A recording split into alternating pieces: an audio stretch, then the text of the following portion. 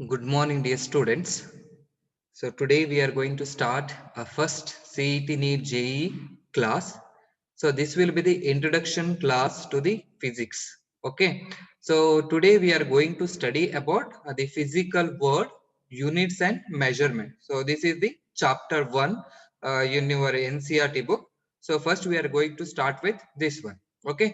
If you have any doubt, you can put in the chat box, or unnecessarily please don't mute yourselves.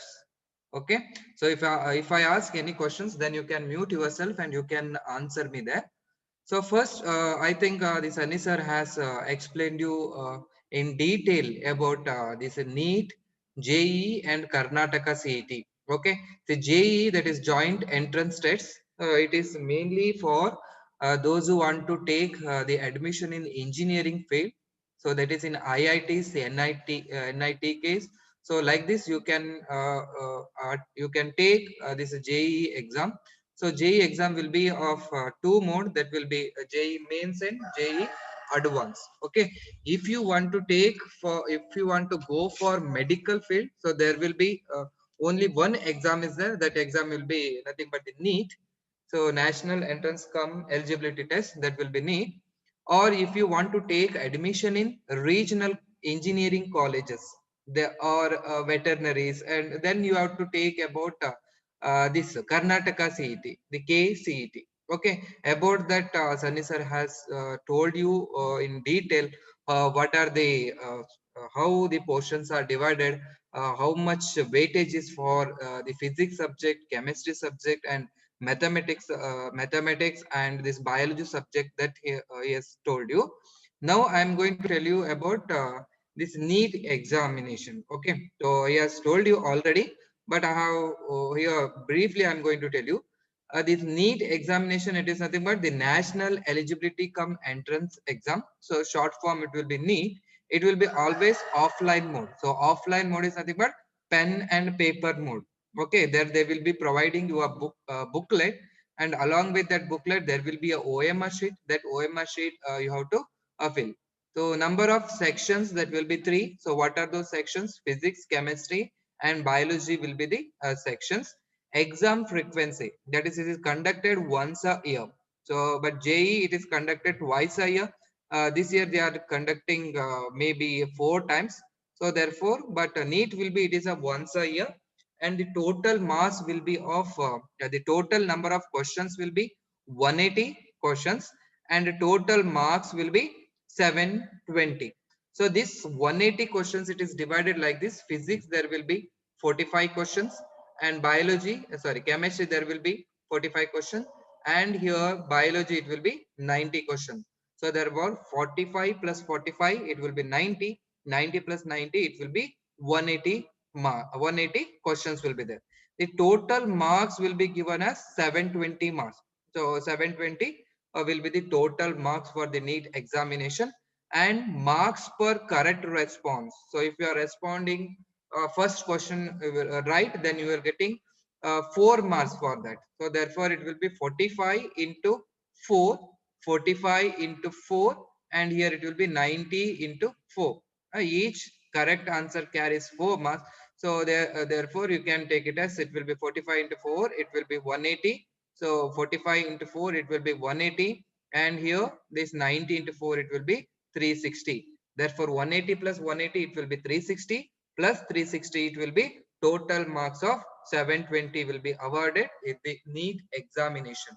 Okay, marks per incorrect response. You all know that the NEET exam is the all India exam. So there will be a negative marking. So if you are writing one question as wrong and one question as correct, then total how much marks you will get? You will get only 3 marks, because 1 mark will be reduced here. Okay, if you are answering the first questions correct, then you will get 4 marks, and the second question, if it is wrong, then 1 marks will be deducted from your this correct answer. Therefore if you are getting 4 marks, minus 1, it will be total, you are getting 3 marks for the total question. Therefore there will be a negative marking of -1, that is 1 by 4th will be the negative marking for this NEET examination. All nationalized exams will be having this negative marking.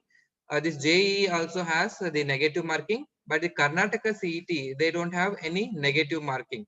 It is based on your second PUC performance in physics, chemistry, maths, and biology, and your the CET examination score. 50%, 50% they will take, and they will put out the rankings.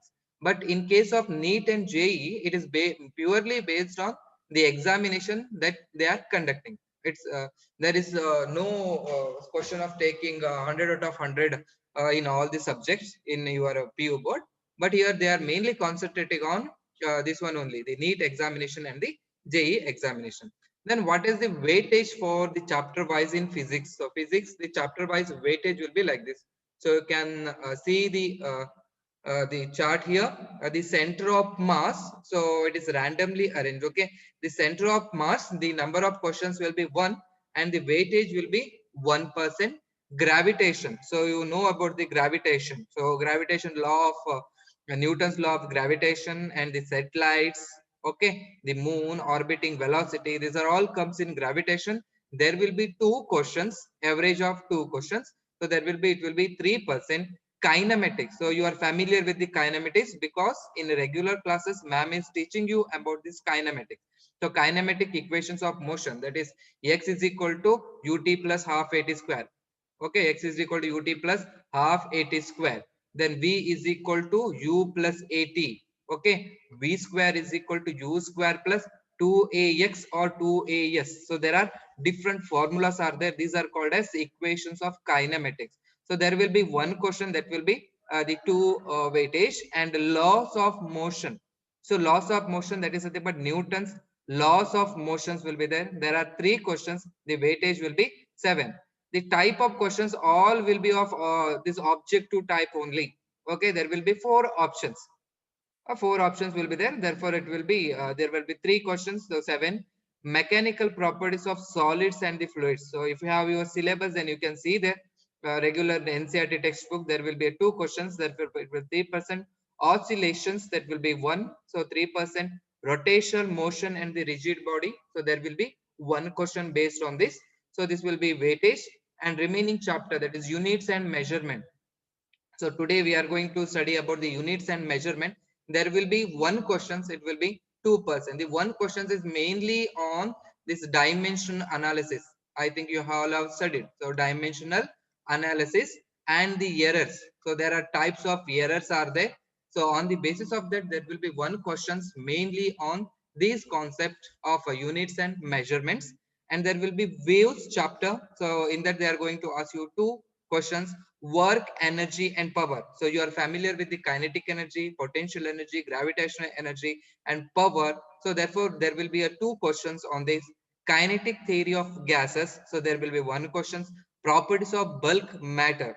So matter, you know, that is anything which has the mass and occupies this space. It is called as matter. Thermal properties of matter. That will be 1 question. Thermodynamics. There will be 3 questions. Mainly there will be maximum weightage for this thermodynamics, work, and the waves, and here this laws of motion and the mechanical properties of the fluids. So these are the weightage in the first year syllabus. So there will be second year syllabus. The maximum weightage will be awarded in the second year syllabus questions. Okay, so this will be about the NEET pattern. So this will be very useful, and the problems are not that much this what we call as the calculation oriented. There will be some calculations will be there, but depending on how you are going to justify that answer, that will be the very important here. And the JEE exam, so you all know that JEE exam there will be 2 modes, that is JEE mains and JEE advanced. So those who are clearing JEE mains within the rank of 1 lakh, then they will be qualified for JEE advanced. The JEE advanced means they will be taking the admission in IITs, okay, NIT case. So that type of admission, if they want to take, so they have to write the JEE exams and JEE advanced. Okay, so here also the thermal properties of kinetic theory of gases and the thermodynamics. It will be, there will be 2 questions. That will be 6.67 weightage. Simple harmonic motion. and this sound waves, so that will be 3%. Kinematics, so there will be one questions. Work, power and energy, one. So kinematics, again it will be one, and the loss of motion, it will be one. So like this, equal proportions is given to the JEE questions. And here the work, power, energy, one. Center of mass, so 2%. Rotation dynamics, so that is rotational motion and the rigid body, that will be 2%. Error, I told you that in second chapter we are going to study about the units and measurements. Mainly the errors questions are asked in JEE concept. So there are different types of errors are there. And the circular motion, okay, when the particle is moving in a circular path, so what are the phenomena that we are going to study there? So on that basis we are going to have a questions on the circular motions. Okay, so this will be about the JEE weightage of mass. So you can you will get that in your what if you have any what books are there, reference books are there, then you can have. So these are some reference books. So that will be Concepts of Physics Part 1 and Part 2 by S.C. Verma. Okay, there will be two books. Then on Fundamentals of Physics, so Halliday, Resnick and the Walker. Objective Physics for the Medical Entrance Examination, Volume 1, Volume 2, that is D.C. Pandey. And the NCERT exemplar book. So I think all will have the NCERT exemplar books. So from last year, what they are doing means, so those who are going for this coaching classes only, they were getting seats in medical colleges. So from last year, what they are doing, so they are taking maximum questions for NCERT exemplar book. Okay, so we are telling you to read NCERT books. So from NCERT book, so you from first page to last page, if you are thorough with that, then maximum number of questions will be easy for you, and mainly the exemplar book will be there. So along with your textbook, there will be exemplar books, or in textbook there will be at the end of the chapter there will be a certain exercise problems. If we are going to solve all those exemplar and exercise problems, then it will be helpful for in NEET and JEE classes. And the physics MCQs, that is multiple choice questions. So it is D. Mukherjee. So these are all some reference books, and we are also providing you this books related to this JEE, CET also, and NEET also. If you are preparing for CET, this one JEE and NEET, then CET will be very easy for you. ಓಕೆನಾ, ಯಾವ್ದು ನಾವು ಜಾಸ್ತಿ ಕಲಿತೀವಿ ಅಲ್ವಾ. ಈಗ ನಿಮ್ ಕೇಳಿದ್ರೆ you are studying in 11th standard. Okay, if you are going for this, if you see any 7th standard book ಅಥವಾ or 8th standard book, then you ಇದು ನನಗೆ ಇದು ತುಂಬಾ ಈಸಿ ಇದೆ, ಅದೇ ನಾನು ಓದ್ಬೇಕಾದ್ರೆ ಅದೇ ನನಗೆ ಟಫ್ ಆಗಿತ್ತು. ಈಗ ನಾನು 7th ಬುಕ್ 8th ಬುಕ್ ನೋಡಿದಾಗ ಎಷ್ಟು ಈಸಿ ಇದೆ, ಇಷ್ಟು ಮಾರ್ಕ್ಸ್ ತಗೊಳಕ್ ಆಗುದಿಲ್ಲ ಅಂತ ನಾವೆಲ್ಲ ಹೇಳ್ತೇವೆ. ಓಕೆನಾ, ಆತರ. ಸೊ ಇಲ್ಲೇನ್ ಮಾಡ್ತೀವಿ ಅಂತ, ನಾವು ಸ್ಟ್ಯಾಂಡರ್ಡ್ ಜಾಸ್ತಿ ಆಗ್ತಾ ಹೋಗ್ತಾ ಇದ್ದಂಗೆ ನಮ್ಗೆ ನಾವು ಓದಿ ಬಿಟ್ಟಿರೋದು ಏನಾಗ್ತಿರ್ತದೆ ಅದು ನಮ್ಗೆ ಅರ್ಥ ಆಗ್ತಾ ಹೋಗುತ್ತೆ. ಅವಾಗ ನಮ್ಗೆ ಏನಿಸ್ತದೆ, ಅದು ತುಂಬಾ ಈಸಿ ಇತ್ತು, ಬಟ್ ನಾನು ಓದ್ಬೇಕಾದ್ರೆ ಅದೇ ನನಗೆ ಟಫ್ ಆಗಿತ್ತು ಅಲ್ವಾ.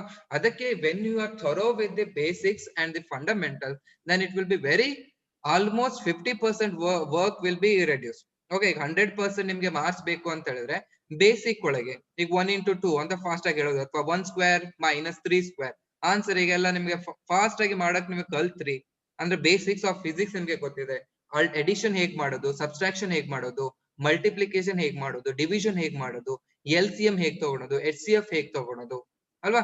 ಈ ತರ ಸ್ಮಾಲ್ ಕಾನ್ಸೆಪ್ಟ್ ಗಳನ್ನ ನಾವು ಥರೋ ಮಾಡ್ಕೊಂಡ್ಬಿಟ್ವಿ. ನೀವೆಲ್ಲ ಓದಿದೀರಾ ಅದನ್ನ, ಇಲ್ಲ ಅಂತಲ್ಲ ಅಲ್ವಾ. ಹೀಗೆ ಒಂದು ಪ್ರಾಬ್ಲಮ್ ಇದೆ ಅಂತ ಅನ್ಕೊಳ್ಳಿ, √3. ಸೊ √3 ಪ್ಲಸ್ √2 ಡಿವೈಡೆಡ್ ಬೈ ಇಲ್ಲಿ √3 ಮೈನಸ್ √2 ಅಂತ ಇದೆ. ಇದನ್ನ ಸಾಲ್ವ್ ಮಾಡಿ ಅಂತ ನಿಮ್ಗೆ ಕೇಳ್ತೀವಿ, ಇದನ್ನ ನೀವು ಓದಿರ್ತೀರಲ್ವಾ, ಇಲ್ಲ PUC ಅಲ್ಲಿ ನಿಮ್ಗೆ ಹೇಳ್ಕೊಡುದು. ಇದನ್ನ ಸಾಲ್ವ್ ಮಾಡ್ಬೇಕಂದ್ರೆ ಏನ್ ಮಾಡ್ಬೇಕು, you are going to multiply with a conjugate. ಇದರದ ಏನ್ ಕಾಂಜುಗೇಟ್ ಅನ್ನ ಏನ್ ಮಾಡ್ತೀರಿ, ಇಲ್ಲಿಗೆ ಮಲ್ಟಿಪ್ಲೈ ಅಂಡ್ ಡಿವೈಡ್ ಮಾಡ್ತೀರಿ. ಅವಾಗ ಏನಾಯ್ತು ನಿಮ್ಗೆ √3 ಇಟ್ ವಿಲ್ ಬಿ ಪ್ಲಸ್ √2, ಹೀಗೆ ಮಲ್ಟಿಪ್ಲೈ ಮಾಡ್ತೀರಾ. ಇಲ್ಲಿ √3 ಪ್ಲಸ್ √2 ಹೀಗೆ ಮಾಡ್ತಾ ಹೋಗ್ತಾರೆ. ಸಾಲ್ವ್ ಮಾಡ್ಕೊಂಡು ಇದನ್ನ ಮಾಡಿದ್ರೆ you are getting the final answer. These are all the basics. ನೀವು 8th 9th 10th ಅಲ್ಲಿ ಏನ್ ಓದಿದ್ದೀರಾ ಆ ಬೇಸಿಕ್ ಅಲ್ಲಿ, ಇವನ್ ಮ್ಯಾಥ್ಸ್ ಬೇಸಿಕ್ ಆಗಿರ್ಬೋದು ಅಥವಾ ಸೈನ್ಸ್ ಬೇಸಿಕ್ ಆಗಿರ್ಬೋದು, ಆ ಬೇಸಿಸ್ ನಿಮ್ಗೆ ಗೊತ್ತಿದೆ ಅಂತ ಹೇಳಿದ್ರೆ almost 50% work will be reduce. ಆಯ್ತಾ, 50% ವರ್ಕ್ ಏನಾಗುತ್ತೆ ನಿಮ್ಗೆ ರೆಡ್ಯೂಸ್ ಆಗುತ್ತೆ. ಮತ್ತೆ ಇಲ್ಲಿ mode of writing the examination, it will B in English pattern only, English pattern ಅಲ್ಲೇ ಇರುತ್ತೆ. ರೀಜನಲ್ ಲ್ಯಾಂಗ್ವೇಜ್ ಅಂತ ಕೊಡ್ತಾರೆ ಕನ್ನಡ, ಬಟ್ ನೀವಿಲ್ಲಿ ಫಿಸಿಕ್ಸ್ ಅನ್ನ ಕನ್ನಡದಲ್ಲಿ ಓದೋದಿಲ್ಲ. You are studying it in English language only. Physics ಆಗಿರ್ಬೋದು, ಕೆಮಿಸ್ಟ್ರಿ ಆಗಿರ್ಬೋದು, ಮ್ಯಾಥ್ಸ್ ಆಗಿರ್ಬೋದು. ಅಲ್ಲಿ ಕನ್ನಡ ಪೇಪರ್ ಅನ್ನ ನೋಡಿದಾಗ ನಿಮ್ಗೆ ಏನಂತಾನೆ ಗೊತ್ತಾಗೋದಿಲ್ಲ. ಗುರುತ್ವಾಕರ್ಷಣ ಬಲ ಅಂತ ನಿಮ್ಗೆ ಅಲ್ಲಿ ಕರೀತಾರೆ. ಸೊ ಗುರುತ್ವಾಕರ್ಷಣ ಬಲ ಅಂದ್ರೆ ಏನು ಅಂತ ಸುಮಾರು ಜನ ಗೊತ್ತಿರೋದಿಲ್ಲ. ಯಾರು ಕನ್ನಡದಲ್ಲಿ ಓದಿರ್ತಾರೆ SLC ತನಕ ಅವ್ರು ಹೇಳ್ತಾರೆ ಗುರುತ್ವಾಕರ್ಷಣ ಬಲ ಅಂತ ಹೇಳಿದ್ರೆ ಗ್ರಾವಿಟೇಷನಲ್ ಫೋರ್ಸ್ ಅಂತ. ಸೊ ಅವಾಗ ಏನಾಗುತ್ತೆ, ಒಂದು ಗ್ರಾವಿಟೇಷನಲ್ ಫೋರ್ಸ್ ಅಂತ ಇರೋದು ಅದು ನನಗೆ ಏನೋ ದೊಡ್ಡ ವರ್ಡ್ ಅಂತ ನನಗೆ ಕನ್ನಡದಲ್ಲಿ ಕಾಣಿಸ್ತಾ ಇರುತ್ತೆ. ಅವಾಗ ನನಗೆ ಕನ್ಫ್ಯೂಷನ್ ಆಗೋ ಚಾನ್ಸಸ್ ಗಳಿರುತ್ತೆ. Okay, here you are going to study in this language, the mode of language it will be English only. Options ಗಳಿರುತ್ತೆ, ಯಾವ್ದು ಆಪ್ಷನ್ಸ್ ಅಂತ ನಾವು ಟ್ರಿಕ್ಸ್ ಗಳೆಲ್ಲ ಇರುತ್ತೆ. ದಟ್ ಟ್ರಿಕ್ಸ್ ಅನ್ನ ತಗೊಂಡು ನೀವೇನ್ ಮಾಡ್ಬೋದು, ಸ್ಟಡಿ ಮಾಡ್ಬೋದು. Okay, this all about this concept. ನಾವ್ if you have any doubt you can ask me here. If you unmute ಮಾಡಿ ಏನಾದ್ರು ಡೌಟ್ ಇದ್ರೆ ಕೇಳ್ಬೋದು.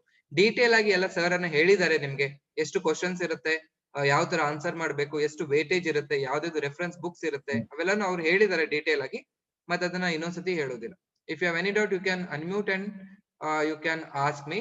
ಏನು ಡೌಟ್ ಇಲ್ಲ ಅಂತ ಹೇಳಿದ್ರೆ ಟೆಕ್ಸ್ಟ್ ಮಾಡ್ಬೇಕು, ಆಯ್ತಾ? Okay, if you don't have any doubt then I am going for okay synopsis. ಈಗ ನೋಡಿರೋ ಪ್ರಕಾರ ನಾವು if you go through this weightage of mass ಅನ್ನ ನೋಡಿದಾಗ the first unit, that is physical word and units and measurement, carries only 2% ಅಂತ ಹೇಳಿದ್ರೆ only one question maximum ಅಂತ ಕೇಳ್ತಾರೆ. that maximum questions will be the 4 marks. 4 marks ಗೆ ನೀವು ಏನ್ ಮಾಡ್ಬೇಕು, ಫಸ್ಟ್ ಚಾಪ್ಟರ್ ನೀವು ಓದ್ಬೇಕಾಗತ್ತೆ, ಆಯ್ತಾ? ಸೊ ಈ ಫಸ್ಟ್ ಚಾಪ್ಟರ್ 4 ಮಾರ್ಕ್ಸ್ ಗೆ ಓದ್ಬೇಕಾ ಅಲ್ವಾ? ನಿಮ್ಗೆ ಆಮೇಲೆ ಗೊತ್ತಾಗತ್ತೆ ಒಂದೊಂದು ಮಾರ್ಕ್ಸ್ ಇಂದ ನಿಮ್ಗೆ ಎಷ್ಟೆಷ್ಟು ರ್ಯಾಂಕ್ ಗಳು ಸ್ಕಿಪ್ ಆಗತ್ತೆ ಅಂತ. ಸರಿನಾ? ಒಂದು ನೀವೇನಾದ್ರೂ ಒಂದು 99 ತಗೊಂಡ್ರೆ you will not get first rank, ಅದು ನಿಮ್ಗೆ ಗೊತ್ತಿರ್ಬೋದು. ಅಲ್ಲಿ ಹೇಳಿದ್ರೆ ಒಂದು 1000 ತನಕ ನಿಮ್ಗೆ ಹೋಗ್ಬೋದು. ಸೊ ಒಂದೊಂದು ಮಾರ್ಕ್ಸ್ ಗೆ 1000 ಅಷ್ಟು ರ್ಯಾಂಕ್ ಜಂಪ್ ಆಗೋ ಚಾನ್ಸಸ್ ಗಳು ನಮ್ಗೆ ಇರುತ್ತೆ. ಇದೇನ್ ಮತ್ತೆ ತುಂಬಾ ಡೀಟೇಲ್ ಆಗಿ ಏನಂತ ಅಲ್ಲ. ಸೊ ನೀವಲ್ಲಿ ಏನ್ ಓದಿದೀರಾ ಫಿಸಿಕ್ಸ್ ಕ್ಲಾಸ್ ಒಳಗೆ, ರೆಗ್ಯುಲರ್ ಕ್ಲಾಸ್ ಒಳಗೆ, ಅದೇ ಬೇಸಿಸ್ ಒಳಗೆ ನಾವು ಇಲ್ಲಿ ನಮಗೆ ಹೇಳ್ತಾ ಹೋಗ್ತೇವೆ ಈ ಚಾಪ್ಟರ್ ಒಳಗೆ. So we are going to study about the what is physics. So physics you know about. Physics is the word that comes from the Greek word that is physis, which means the nature. Therefore, the physics is nothing but the study of, that is systematic study of nature and natural phenomena. Yes, ನೀವು answer ಮಾಡ್ತಿದ್ದೀರಾ. So I know that what is meant by physics. Physics is nothing but it is a systematic study of nature and natural phenomena. Nature ಒಳಗೆ you are seeing something, ಏನೋ ಒಂದು ನೋಡ್ತಾ ಇದ್ದೀರಾ. If you are hearing something, ಅಲ್ಲಿ ಯಾರೋ ಮನೆ ಒಳಗೆ ಕೆಲಸ ಮಾಡ್ತಿರೋದು ಪಾತ್ರೆ ಸೌಂಡ್ ಕೇಳಿಸ್ತಾ ಇದೆ, ಅಥವಾ ನಿಮ್ ಮೊಬೈಲ್ ಅಲ್ಲಿ ಏನಾದ್ರು ಟ್ಯೂನ್ ಬರ್ತಾ ಇದೆ, ಅಥವಾ ಅಲ್ಲಿ ಟೇಬಲ್ ಅನ್ನ ಸರಿಸಿದಾಗ ಒಂದ್ ಸ್ವಲ್ಪ ಸೌಂಡ್ ಬರ್ತಾ ಇದೆ, ಟೇಬಲ್ ಅನ್ನ ನಾನು ಆ ಕಡೆ ಕಳಿಸ್ಬೇಕಾದ್ರೆ ಒಂದ್ ಸ್ವಲ್ಪ ಎಷ್ಟು ಫೋರ್ಸ್ ಅನ್ನ ನಾನು ಅಪ್ಲೈ ಮಾಡ್ಬೇಕು, ಇವೆಲ್ಲ ಏನಾಗ್ತಿದೆ, does are present in the system. ಅದನ್ನ ಏನ್ ಮಾಡ್ಬೇಕು, ನಾನು ಸಿಸ್ಟಮೆಟಿಕಲಿ ಸ್ಟಡಿ ಮಾಡ್ಬೇಕು. ಯಾಕೆ ಸೌಂಡ್ ಬರ್ತಿದೆ, ಯಾಕೆ ಈ ಟೇಬಲ್ ನನ್ನ ಹತ್ರ ಒಬ್ಬನ ಹತ್ರ ಮೂವ್ಮೆಂಟ್ ಮಾಡಕ್ ಆಗ್ಲಿಲ್ಲ, ಬಟ್ 2-3 ಜನ ಸೇರಿ ನಾವು ಮೂವ್ಮೆಂಟ್ ಮಾಡಿದ್ವಿ. ಸೊ ಅಲ್ವಾ, ಇವೆಲ್ಲ ನಾವೇನ್ ಮಾಡ್ತೀವಿ, we are going to study that. Therefore, the physics is called as the systematic study of nature and the natural phenomena. ಮತ್ತೇನು ಓದ್ತಿದ್ದೆ ಇದ್ರೊಳಗೆ, ಫಂಡಮೆಂಟಲ್ ಫೋರ್ಸಸ್ ಇನ್ ನೇಚರ್. ಓಕೆನಾ? ಸೊ ಯಾರು ಹೇಳ್ತೀರಾ, how many fundamental forces are there? You can unmute yourself and you can answer. Gravitational force, strong nuclear force, weak nuclear force. Yes. Electromagnetic force. Yes. Who answered this question? Who answered this? Okay, yaar answer ಮಾಡಿದಲ್ವಾ? So very good. Nuclear force, strong nuclear force, yes, electromagnetic force. Yes. ಸರಿನಾ? So ಎಲ್ರಿಗೂ ಗೊತ್ತಿದೆ ಅಲ್ವಾ? This exam ಒಳಗೆ ಪಕ್ಕಾ ಈ questions ಇದ್ದೇ ಇರುತ್ತೆ. ಈಗ ನಿಮ್ ಮಂಡೇ ಎಕ್ಸಾಮ್ ಆಗಿರ್ಬೋದು, ಅಥವಾ annual exam mid term exam ಆಗಿರ್ಬೋದು. So we will get these questions. So fundamental forces in nature, there are 4 fundamental forces in nature. So answer ಮಾಡಿರೋರಿಗೆ very good. So there are 4 fundamental forces in nature. The first force is nothing but the gravitational force. It's also sometimes called a gravity force. So what is this gravitational force? ಅಲ್ವಾ? Gravitational force ಅಂತ ಹೇಳಿದ್ರೆ ಇಲ್ಲಿ ನಾವು ಒಂದು diagram ಅನ್ನ ತೋರಿಸಿದೀವಿ. This will be sun and this will be ಏನ್ ನಮ್ಗೆ earth ಅಂತಿದೆ. The force between the sun and the earth, that will be is called as gravitational force ಅಂತ ಕರಿತೀವಿ. Gravitational force ನಮ್ಗೆ ಯಾವಾಗ ಬರುತ್ತೆ ಅಂತ ಹೇಳಿದ್ರೆ when there will be masses and it is always attractive in nature. ಇದು ನಿಮ್ಗೆ ರಿವಿಷನ್ ಆದಂಗ ಆಗುತ್ತೆ ಮಂಡೇ ಕ್ಲಾಸಿಗೆ, ಸೊ ಮಂಡೇ ಟೆಸ್ಟಿಗೆ. ಓಕೆ, ಮಂಡೇನ ಯಾವಾಗ ಇದೆ ಅಲ್ವಾ? ಸೊ ಸೊ ಟೆಸ್ಟ್ ಇದೆ ಅಲ್ವಾ. ಸೊ ಇನ್ ಫಿಸಿಕ್ಸ್ ಒಳಗೆ ನಿಮ್ಗೆ ರಿವಿಷನ್ ಆದಾಗ ಆಗುತ್ತೆ. Gravitational force is present between two bodies which have mass ಇರ್ಬೇಕು and it will be always attractive. ಅಲ್ಲೊಂದು ಆಪಲ್ ಬೀಳ್ತಾ ಇದೆ, ಒಂದು ಸ್ಟೂಡೆಂಟ್ ಏನೋ ಓದಕ್ ಕೂತ್ಕೊಂಡಿದ್ದಾಳೆ, ಮೇಲಿಂದ ಆಪಲ್ ಬೀಳ್ತಾ ಇದೆ. So apple is attracting towards the earth. Apple will have the same mass and earth will have some mass. So due to that there will be attraction between that apple and the earth. Therefore the apple falls to the ground. So this will be the gravitational force anta aitu. So gravitational force admele next force yadu? So next force is the strong nuclear force. Okay, so I will adak aamel bartini. Idu ನನಗೆ strong nuclear force. Okay, the strong nuclear force anta helidre you know that nucleus ಅಂದ್ರೆ ನಿಮಗೆ ಗೊತ್ತಿದೆನಾ nucleus ಅಂತ ಹೇಳಿದ್ರೆ? Nucleus ಯಾವ ಎದ್ರೊಳಗೆ ಇರುತ್ತೆ? Nucleus ಎದ್ರೊಳಗೆ ಇರುತ್ತೆ? Atom ಅಲ್ಲಿ ಇರುತ್ತೆ. Very good. ಎಸ್, ಆಟಮ್ ಒಳಗೆ ಇರುತ್ತೆ. Yes, what are the components of atoms? What are the components of atoms? Proton, neutrons and electron. Very good. ಸರಿನಾ? Proton, neutrons and electrons are the components of ಯಾವುದು? ನನಗೆ nucleus ಅಂತ ಆಯ್ತು. ಅಂತ ಹೇಳಿದ್ರೆ ಇಲ್ಲಿ ನನಗೆ ಇಲೆಕ್ಟ್ರಾನ್ ಇರುತ್ತೆ. This will be the electron. ಸರಿನಾ? ಈ ಒಳಗಡೆ ಏನಿರುತ್ತೆ? There will be again two particles. They are called as proton and the neutron. ಈ ಪ್ರೋಟಾನ್ ಮತ್ತೆ ನ್ಯೂಟ್ರಾನ್ ಇರುತ್ತಲ್ಲ, ಈ ಮನೆನ ಏನ್ ಕರಿತೀವಿ? This home for the proton and the neutron is called as ನಾವು ನ್ಯೂಕ್ಲಿಯಸ್ ಅಂತ ಕರಿತೀವಿ. ಸರಿನಾ? ಈಗ ನಿಮ್ಗೂ ಮನೆ ಇರುತ್ತೆ, ನಮ್ಗೂ ಮನೆ ಇರುತ್ತೆ ಅಲ್ವಾ? ಈ ಮನೆ ಒಳಗೆ ನಾವಿರ್ತೇವೆ. ಇದೇ ರೀತಿ ಒಂದು ರೀಜನ್ ಒಳಗೆ ಪ್ರೋಟಾನ್ಸ್ ಗಳು ಇಬ್ಬರೇ ಇರ್ಬೋದು ಅಲ್ವಾ? ಅಪ್ಪ ಅಮ್ಮ ಮಕ್ಕಳು ಇಬ್ರು ಇರ್ಬೋದು, ಅಥವಾ 5-6 ಜನ ಇರ್ಬೋದು, ಅಥವಾ ಜಾಯಿಂಟ್ ಫ್ಯಾಮಿಲಿ ಇರ್ಬೋದು. ಇಷ್ಟೇ ಇರ್ಬೇಕು ಅಂತ ನನಗೇನಿಲ್ಲ. ಈಗ ಹೈಡ್ರೋಜನ್ ಅಂತ ತಗೊಂಡ್ರೆ ಅದು ಸಿಂಗಲ್ ಹೈಡ್ರೋಜನ್ ಒಳಗೆ ಓನ್ಲಿ 1 ಪ್ರೋಟಾನ್ ಇರುತ್ತೆ. ಹೀಲಿಯಂ ತಗೊಳ್ತೀರಾ, 2 ಹೀಲಿಯಂ 4 ಅಂತ ತಗೊಳ್ತೀರಾ, 2 ಪ್ರೋಟಾನ್ ಇರುತ್ತೆ. ಸರಿನಾ?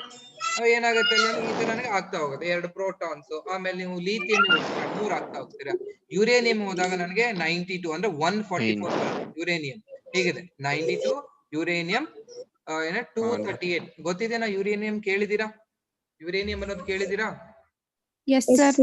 ಎಸ್, ಯುರೇನಿಯಂ ಅನ್ನ ನಾವು ನ್ಯೂಕ್ಲಿಯರ್ ರಿಯಾಕ್ಟರ್ಸ್ ಗಳಲ್ಲಿ ಯೂಸ್ ಮಾಡ್ತೀವಿ. ನ್ಯೂಕ್ಲಿಯರ್ ಫಿಷನ್, ಅಣು ಅಂತ ಹೇಳ್ತೀವಲ್ಲ, ಅಣು ಸ್ಥಾವರ ಅಲ್ಲಿ.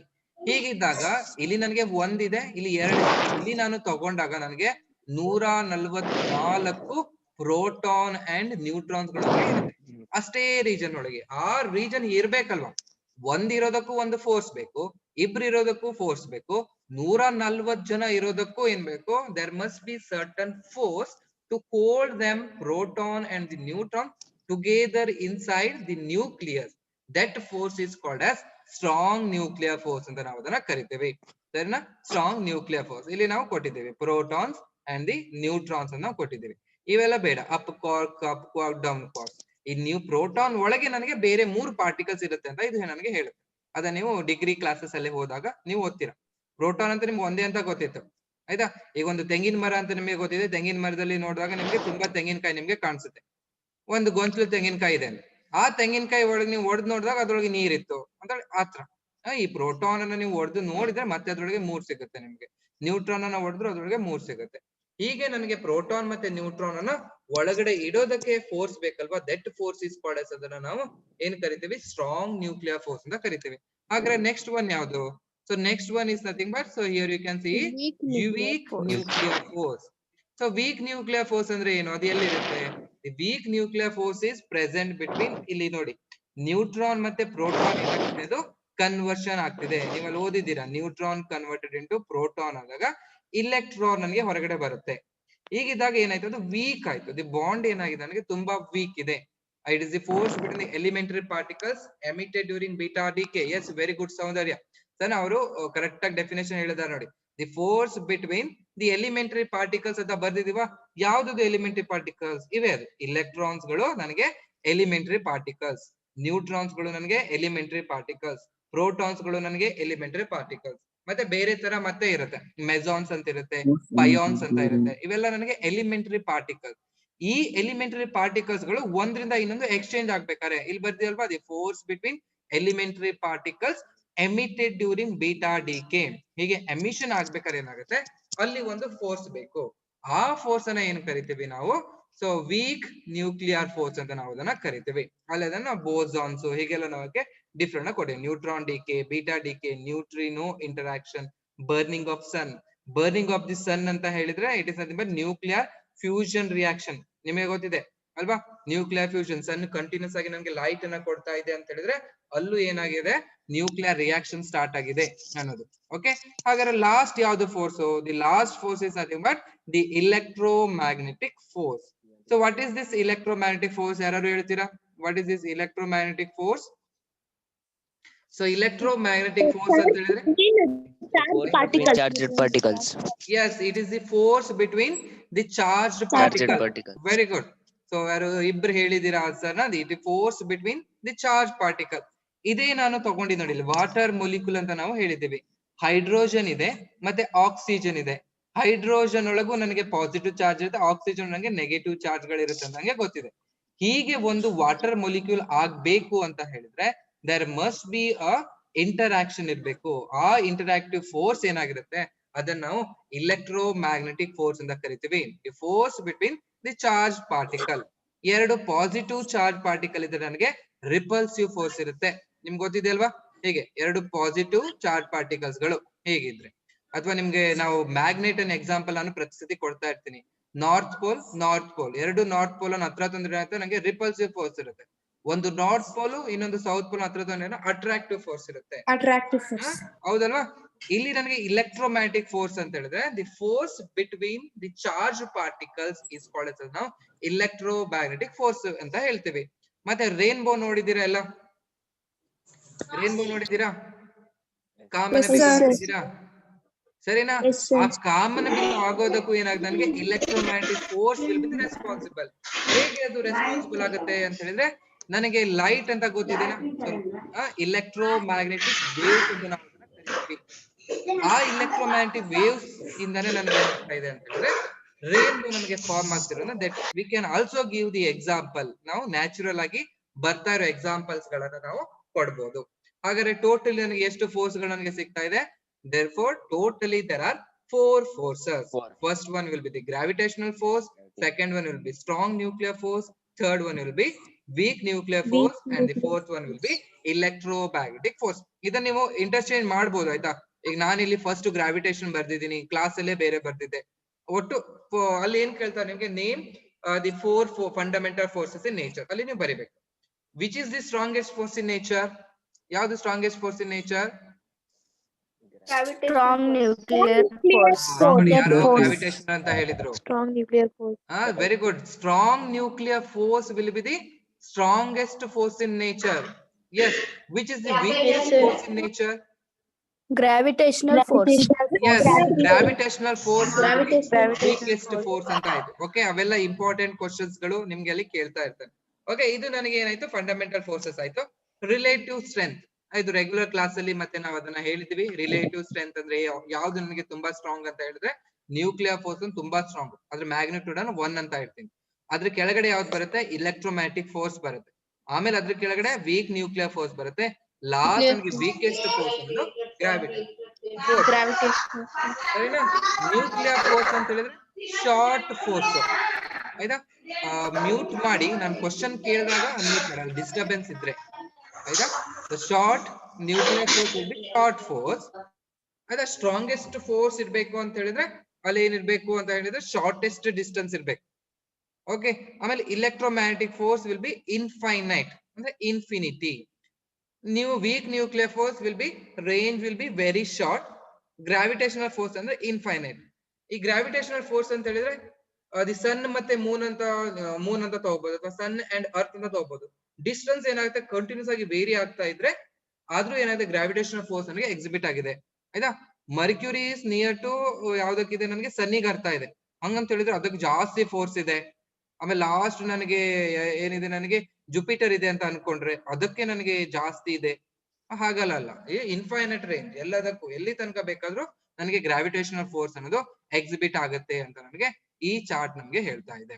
Okay, this will be about the gravitational force. ಅದಾದ್ಮೇಲೆ ನೀವು ಏನ್ ಓದಿದ್ದೀರಾ? So you are studied about the conservation laws ಅಥವಾ conservative laws. What are this conservative laws? These are the laws which explain conservation of charge, conservation of momentum, conservation of energy.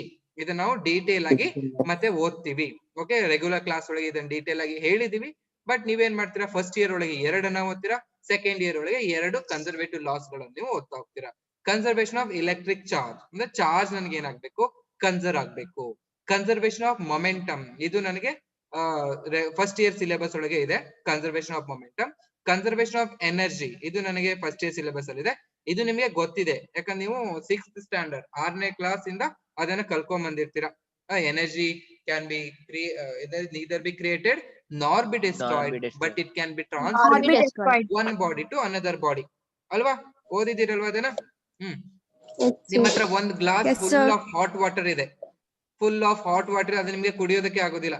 ಅದನ್ನ ನೀವೇನ್ ಮಾಡ್ಬೇಕು, ಸ್ವಲ್ಪ cold ಮಾಡ್ಬೇಕು ಅಂದ್ರೆ ಇನ್ನೊಂದು glass ಒಳಗೆ ಒಂದು ಹಾಫ್ ಗ್ಲಾಸ್ ಅಷ್ಟು ಕೋಲ್ಡ್ ವಾಟರ್ ನ ತಗೊಂಡು ಹಾಟ್ ವಾಟರ್ ಮಿಕ್ಸ್ ಮಾಡಿದ್ರೆ ಏನಾಗುತ್ತೆ, ಹೀಟ್ ನನಗೆ ಟ್ರಾನ್ಸ್ಫರ್ ಆಯ್ತು. ಎಲ್ಲಿಂದ ಟ್ರಾನ್ಸ್ಫರ್ ಆಯ್ತು ಅಂತ ಹೇಳಿದ್ರೆ ಹಾಟ್ ಬಾಡಿಯಿಂದ ಕೋಲ್ಡ್ ಬಾಡಿ ನನಗೆ ಹೀಟ್ ಟ್ರಾನ್ಸ್ಫರ್ ಆಯ್ತು. ಅದನ್ನ ಏನ್ ಹೇಳ್ತೀವಿ ನಾವು, ಕನ್ಸರ್ವೇಷನ್ ಆಫ್ ಎನರ್ಜಿ ಅಂತ ನಾವು ಅದನ್ನ ಕರಿತೀವಿ.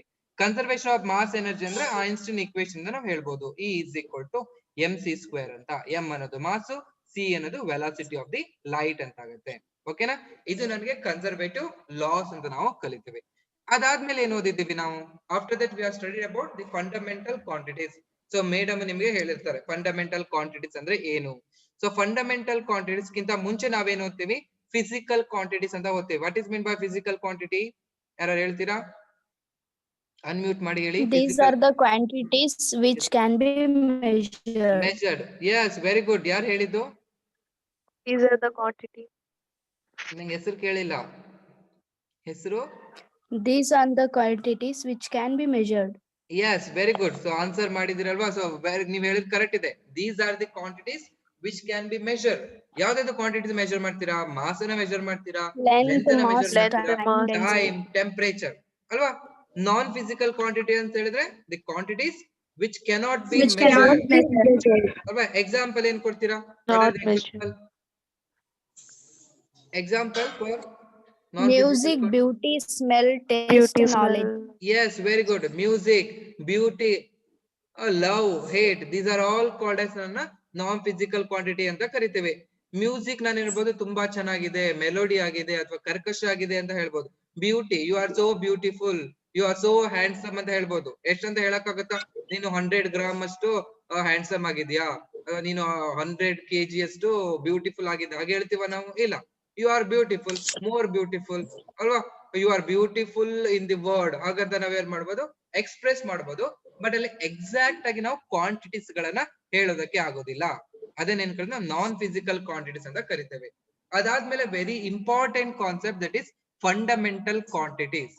Fundamental quantities R the quantities which are independent of the other quantities R called as fundamental ಅಂತ ಕರಿತೇವೆ. ಇಂಡಿಪೆಂಡೆಂಟ್ ಅಂತ ಹೇಳಿದ್ರೆ ಅದು ಬೇರೆ ಮೇಲೆ ಡಿಪೆಂಡ್ ಆಗಿಲ್ಲ ಅಂತ, ಅಲ್ವಾ? ಇಂಡಿಯಾ ಏನಾಯ್ತು, ಇಂಡಿಪೆಂಡೆನ್ಸ್ ಅನ್ನು ತಗೊಳ್ತು August 15ಕ್ಕೆ 1947 ಇಂದ ಇಂಡಿಪೆಂಡೆನ್ಸ್. ಯಾರಿಂದ ಇಂಡಿಪೆಂಡೆನ್ಸ್ ತಗೊಂಡ್ರು? ಬ್ರಿಟಿಷ್ ಇಂದ, ಅಲ್ವಾ? ಅದ್ರಿಗಿಂತ ಮುಂಚೆ ಏನ್ ಮಾಡ್ತಿದ್ರು ಬ್ರಿಟಿಷ್? ದೇವರ್ ಕಂಟ್ರೋಲಿಂಗ್ ಅಸ್, ನಮ್ಮನ್ನ ಕಂಟ್ರೋಲ್ ಮಾಡ್ತಾ ಇದ್ರು. ಅವಾಗ ಏನಾಗಿದ್ವಿ ನಾವು, ಡಿಪೆಂಡ್ ಆಗಿದ್ವಿ ಬ್ರಿಟಿಷ್ ಮೇಲೆ ಎಲ್ಲದಕ್ಕೂ. ಆಮೇಲೆ ಏನಾಯ್ತು 1947 ಆಮೇಲೆ we got the independence. Therefore ಅದನ್ನ ಏನಾಯ್ತು ಇಂಡಿಪೆಂಡೆನ್ಸ್ ಡೇ ಅಂತ ನಾವು ಸೆಲೆಬ್ರೇಟ್ ಮಾಡ್ತೀವಿ. ಅದೇ ರೀತಿ ಇಲ್ಲಿ ಮಾಸ್, ಲೆಂತ್, ಟೈಮ್, ಅದ್ರ ಜೊತೆ ಬೇರೆ ಕ್ವಾಂಟಿಟೀಸ್ ಗಳಿದೆ, ಅದನ್ನ ನಾನು ಆಮೇಲೆ ಹೇಳ್ತೀನಿ. ಇವನ್ನ ಏನ್ ಮಾಡೋದು, ದೇ ಆರ್ ಇಂಡಿಪೆಂಡೆಂಟ್, ಅದು ಸಿಂಗಲ್, ಅದಕ್ಕೆ ನಾನು ಬೇರೆ ಜೊತೆ ಆಡ್ ಮಾಡೋದಕ್ಕೆ ಆಗೋದಿಲ್ಲ. ಆ ತರ ಕ್ವಾಂಟಿಟೀಸ್ ಗಳನ್ನ ನಾವೇನ್ ಕರಿತೀವಿ, ಫಂಡಮೆಂಟಲ್ ಫಿಸಿಕಲ್ ಕ್ವಾಂಟಿಟಿ ಅಂತ ಕರಿತೀವಿ. ಫಂಡಮೆಂಟಲ್ ಫಿಸಿಕಲ್ ಕ್ವಾಂಟಿಟೀಸ್ ಆದ್ಮೇಲೆ ಡಿರೈವ್ಡ್ ಕ್ವಾಂಟಿಟೀಸ್ ಅಂತ ಇದೆ. ಏನಿದು derived quantities? So derived quantities R the quantities which are derived from fundamental quantities. Fundamental quantities ಇಂದ ಏನ್ ಮಾಡ್ತೀವಿ ನಾವು, ಡಿರೈವ್ ಮಾಡ್ತಾ ಇದೀವಿ. ಎಕ್ಸಾಂಪಲ್ ಏನ್ ಕೊಟ್ಟಿದ್ದೀವಿ? Density, volume, speed and force. ಯಾರು ಹೇಳ್ತೀರಾ ಡೆನ್ಸಿಟಿನ ಹೇಗ್ ಬರಿಬಹುದು ನಾವು? ಡೆನ್ಸಿಟಿನ ಫಂಡಮೆಂಟಲ್ ಕ್ವಾಂಟಿಟಿ ಒಳಗೆ ಬಂದ್ರೆ Mass by volume. Mass by volume, Mass by volume. by volume. But il fundamental quantity, volume is a fundamental quantity na? Volume fundamental quantity na? No, sir. No. Agar volume yes, volume is not a fundamental quantity. ಅದನ್ನ derived quantity ಅಂತ ಬರ್ದಿದ್ದೀವಿ. ಇದನ್ನ express ಮಾಡ್ಬೇಕಲ್ಲ fundamental ಒಳಗೆ, ಹೇಗೆ ಬರೀತೀರಾ? ಯಾರು ಹೇಳ್ತೀರಾ? ಹೇಗೆ ಬರೀತೀರಾ volume ಅನ್ನ? ಈಗ ನೆಕ್ಸ್ಟ್ ಕ್ವಶನ್ ನಂದು ಇದೇ ಇತ್ತು, ವಾಲ್ಯೂಮ್ ಅನ್ನ ಬರೀರಿ. Express the volume in terms of into height. Yes, very good. Length into breadth into height. So very good. ಯಾರದು ಹೇಳಿದ್ದು?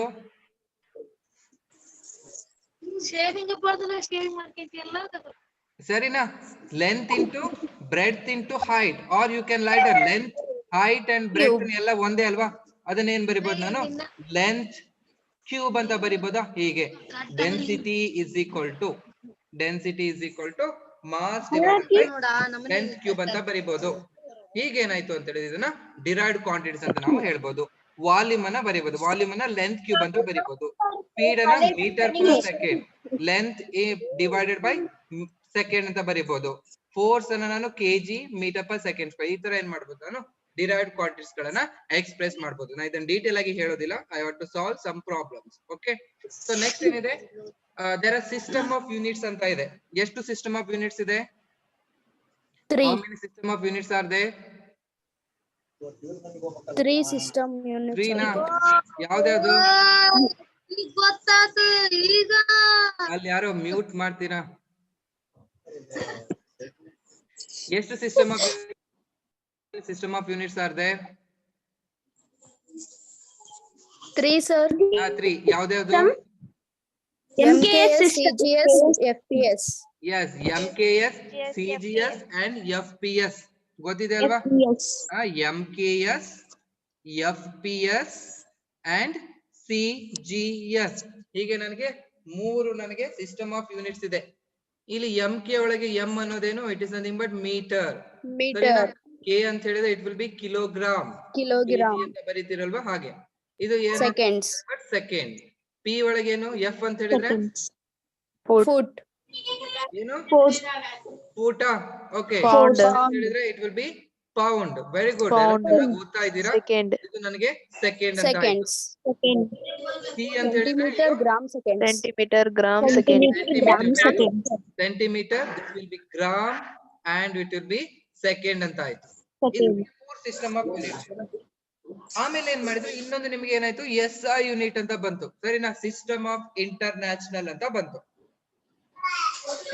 ಹೌದಲ್ವಾ? ಈ ಸಿಸ್ಟಮ್ ಆಫ್ ಇಂಟರ್ನ್ಯಾಷನಲ್ ಅಂದು it is the extended part of MKS. ಸರಿನಾ? MKS ಸಿಸ್ಟಮ್ ಅನ್ನ ಏನ್ ಮಾಡಿದ್ದಾರೆ? Extend ಮಾಡಿದ್ದಾರೆ. ಎಕ್ಸ್ಟೆಂಡ್ ಮಾಡಿದಾಗ ಏನಾಯ್ತು, ಅಲ್ಲಿ ನನಗೆ 7 ಫಂಡಮೆಂಟಲ್ ಸಿಸ್ಟಮ್ ಅಂತ ಅವರು ತಗೊಂಡ್ರು. ಅದನ್ನ ಏನ್ ಕರೀತೀವಿ ನಾವು? SI system, that is system of international or international system of units ಅಂತ ನಾವು ಅದನ್ನ ಕರಿತೀವಿ. ಓಕೆ, ಫಸ್ಟ್ ಏನಾಗಿತ್ತು? 3 ಇತ್ತು, MKS, FPS ಅಂಡ್ CGS ಅಂತ ಇತ್ತು. ಆಯ್ತಾ? ಆಮೇಲೆ ಏನಾಯ್ತು ಅಂತ ಹೇಳಿದ್ರೆ SI ಸಿಸ್ಟಮ್ ಅನ್ನ ನಾವು ಇನ್ಕ್ಲೂಡ್ ಮಾಡಿದ್ವಿ. ಆ SI ಸಿಸ್ಟಮ್ ಏನಾಗಿತ್ತು ಅಂದ್ರೆ ಎಕ್ಸ್ಟೆಂಡೆಡ್ ಪಾರ್ಟ್ಸ್ ಆಫ್ MKS. ಈ 3 ಕ್ವಾಂಟಿಟಿನ ಸೇರಿಕೊಂಡು ಮತ್ತೆ ಬೇರೆ ಇನ್ನೂ ಒಂದ್ ಸ್ವಲ್ಪ ಕ್ವಾಂಟಿಟೀಸ್ ಗಳಿದೆ, ಅದು ಏನಾಗ್ತದೆ? ಫಂಡಮೆಂಟಲ್ ಇದೆ ಅಂತ ಅವರು ಹೇಳಿದ್ರು. ಈ ಟೇಬುಲರ್ ಕಾಲಮ್ ನ ನೋಡಿದಾಗ ಸೆಕೆಂಡ್ ಅಂದ್ರೆ 3 ಸಿಸ್ಟಮ್ ಅಲ್ಲಿ ನನಗೆ ಸೇಮ್ ಇದೆ. 1 ಮಾರ್ಕ್ಸ್ ಗೆ ಈ ಕ್ವಶನ್ ಅನ್ನು ಕೇಳ್ತಾನೆ. 1 ಮಾರ್ಕ್ಸ್ ಗೆ name the physical quantity which is invariant in all the system of unit. ಹೇಗೆ ಹೇಳ್ತಾರೆ? Name the physical quantity which is invariant ಅಂತ ಹೇಳಿದ್ರೆ ವೇರಿ ಆಗೋದಿಲ್ಲ. Invariant in the all the system of units. ಯಾವ್ದು ಅಂತ ಬರೀಬೇಕು? ಫಿಸಿಕಲ್ ಕ್ವಾಂಟಿಟಿ ಅಂತ ಹೇಳಿದಾಗ ಟೈಮ್ ಬರಿಬೇಕು. ಫಿಸಿಕಲ್ ಯೂನಿಟ್ ಅಂತ ಕೇಳಿದಾಗ ಸೆಕೆಂಡ್ ಅಂತ ಬರಿಬಹುದು. ಒಂದೊಂದು ಮಾರ್ಕ್ಸ್ ಒಳಗೆ ಹೋಗುತ್ತೆ. CET ಒಳಗೆ ಈ ತರ ಕ್ವಶನ್ಸ್ ಇರುತ್ತೆ. 2 ಇರುತ್ತೆ, ಟೈಮ್ ಅಂತ ಇರುತ್ತೆ, ಸೆಕೆಂಡ್ ಅಂತ ಇರುತ್ತೆ. ನಿಮ್ಗಲ್ಲಿ ಯೂನಿಟ್ ಅಂತ ಹೇಳಿದಾಗ ನೀವೇನ್ ಬರಿಬೇಕು? ಸೆಕೆಂಡ್ ಬರಿಬೇಕು. ಫಿಸಿಕಲ್ ಕ್ವಾಂಟಿಟಿ ಅಂತ ಹೇಳಿದಾಗ ನೀವೇನ್ ಮಾಡ್ಬೇಕು? ಟೈಮ್ ಅಂತ ಅದನ್ನ ರಿಪ್ರೆಸೆಂಟ್ ಮಾಡ್ಬೇಕು. ಓಕೆನಾ? ಈಗ ಯಾವ್ದಾವ್ದಿದೆ ಫಂಡಮೆಂಟಲ್ ಫಿಸಿಕಲ್ ಕ್ವಾಂಟಿಟಿ? ನಿಮಗೆ ಗೊತ್ತಿದೆ, ಅದನ್ನ ಡೀಟೇಲ್ ಆಗಿ ನಾನು ಹೇಳೋದಿಲ್ಲ. Length, mass and the time. ಸರಿನಾ? ಆಮೇಲೆ ಏನಾಯ್ತು ನಿಮ್ಗೆ? Temperature, Kelvin, SI unit, electric current, that will be ampere, luminous intensity, candela, okay, amount of substance, mole. ಈ ಯೂನಿಟ್ಸ್ ಅನ್ನ ಈ ಕಡೆ ಹೇಗೆ ಬರಿತೀವಿ ಅಂತ ಅವರು ಸಿಂಬಾಲಿಕಲಿ ಅದನ್ನ ರಿಪ್ರೆಸೆಂಟ್ ಮಾಡಿದ್ದಾರೆ. ಈ candela, ampere, kelvin, these are the name of the scientist. Okay, ನಾವು ನೇಮ್ ಆಫ್ ದಿ ಸೈಂಟಿಸ್ಟ್ ಇಂದ ಅದನ್ನ ನೇಮಿಂಗ್ ಮಾಡಿರೋದು ಅವರನ್ನು. ಓಕೆ, ಆಮೇಲೆ supplementary quantities and their units.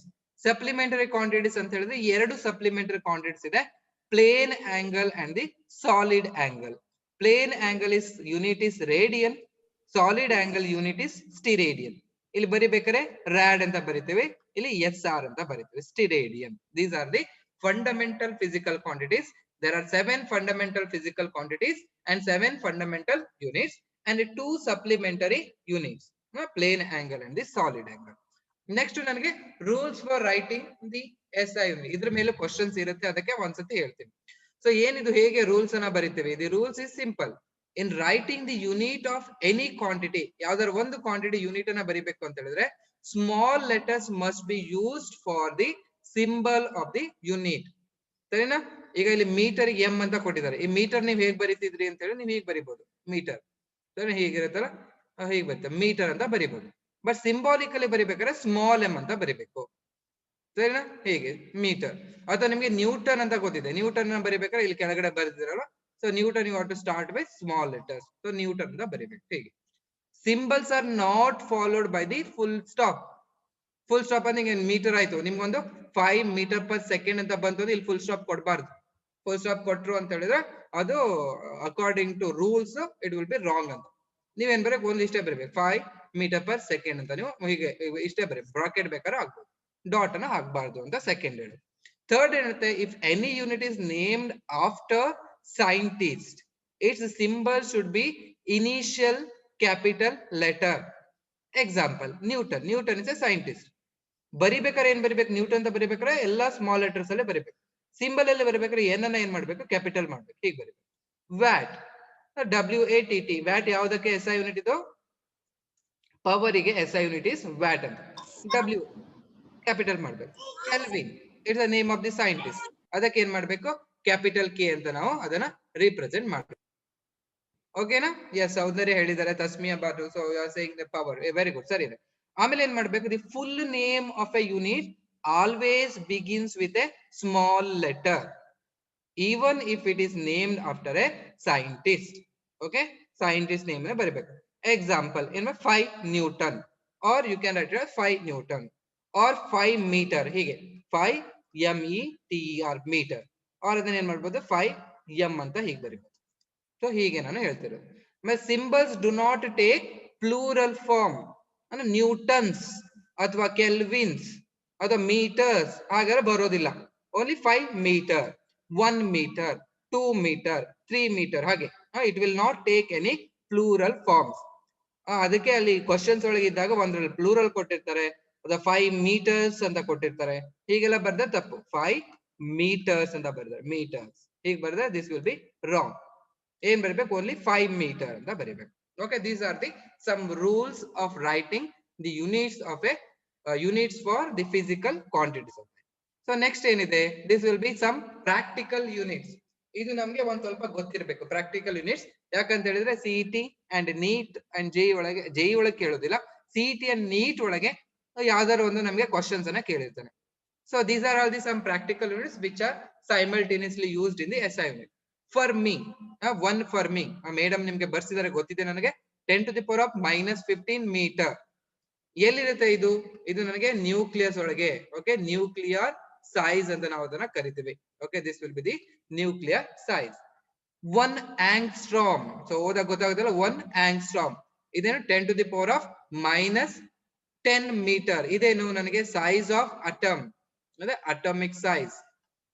Okay, this will be atomic size. ಎಷ್ಟಿದೆ ಅದು? 10 to the power of -10 ಇದೆ. ಇದು 1 ನ್ಯಾನೋಮೀಟರ್. ನ್ಯಾನೋ ಅಂತ ಹೇಳಿದ್ರೆ 10 to the power of -9 metre. 1 micron or micrometre ಅಂತ ಕರೀತಾರೆ. ಓಕೆ, 1 ಮೈಕ್ರಾನ್ ಆರ್ ಮೈಕ್ರೋಮೀಟರ್ ಎಷ್ಟಿದೆ? ಅದು 10 to the power of -6 metre ಇದೆ. 1 light year. So what is mean by 1 light year? ಯಾರು ಹೇಳ್ತೀರಾ? What is 1 light year? Sorry, what is 1 light year? Light year ಯಾವ್ದಕ್ಕಿದು measure ಮಾಡ್ತೀವಿ? ಇದು CET ಅಲ್ಲಿ ಕೇಳಿರೋ questions. ಅದು 1 light year is a measure of what? Measure the light.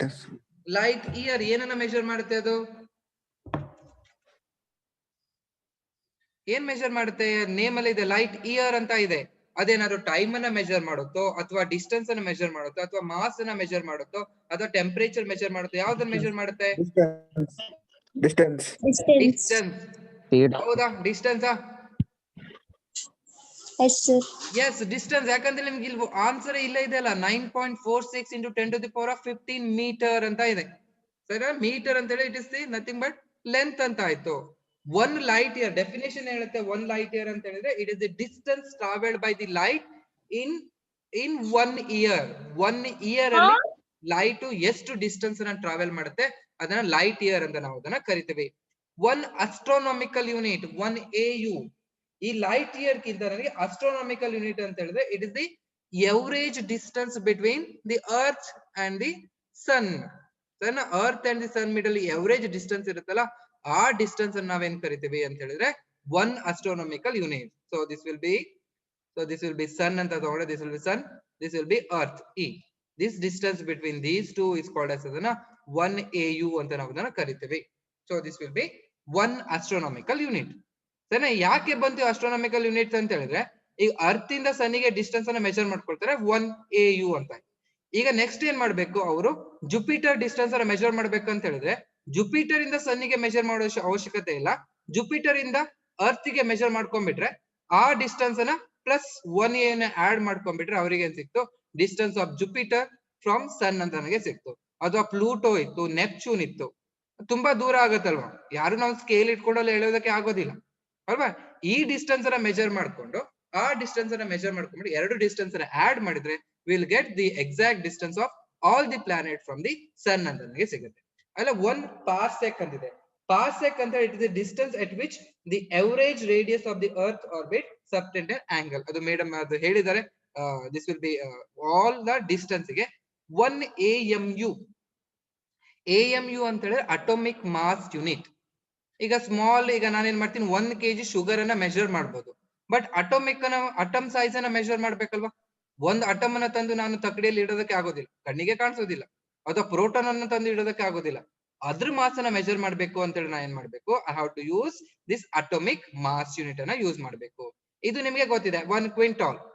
ಈಗ ನಾನು 1 kg 2 kg ಅಂತ ಮೆಜರ್ ಮಾಡ್ತೀನಿ. ಈಗ ನೀವೆಲ್ಲ ಭತ್ತ ಎಲ್ಲ ಮಾಡಿ ಕಟಾವ್ ಮಾಡಿ ಚೀಲದಲ್ಲಿ ತುಂಬಿರ್ತೀರಾ ಅಲ್ವಾ.